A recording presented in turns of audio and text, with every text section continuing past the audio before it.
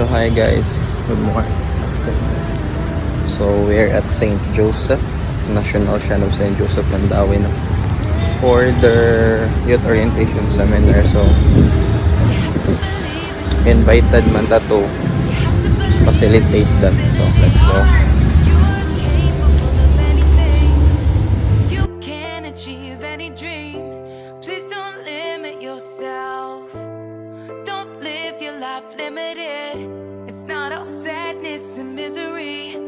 Life's a challenge, but you will succeed.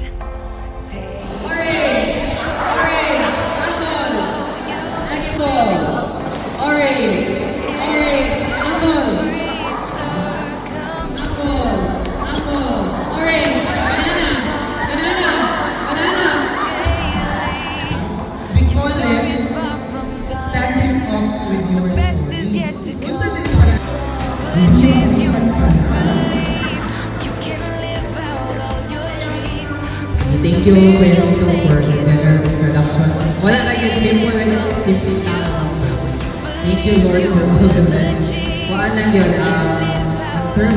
Anyway, our first part of the session is just simply grounding lang yun. Kinsa mo yun ang mga patatin sa simbahan?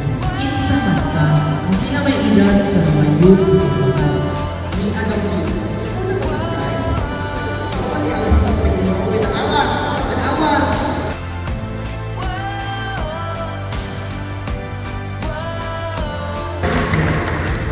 Okay, ako ba kayo mga partner? Sige, okay na? Paan mo? Sige. Sa pula.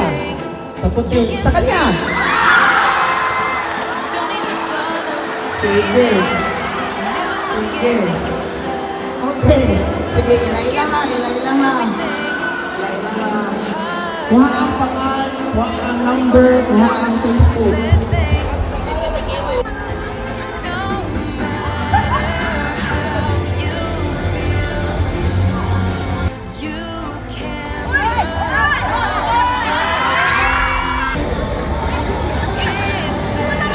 Slowly.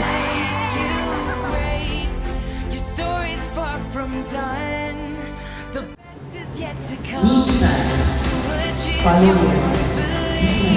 You can live out Your journey will be for you, will surely a success. Gunita ha, wala yung mabuhi. Uyong nasa tanaw. And with that, congratulations and God bless us. Hello na!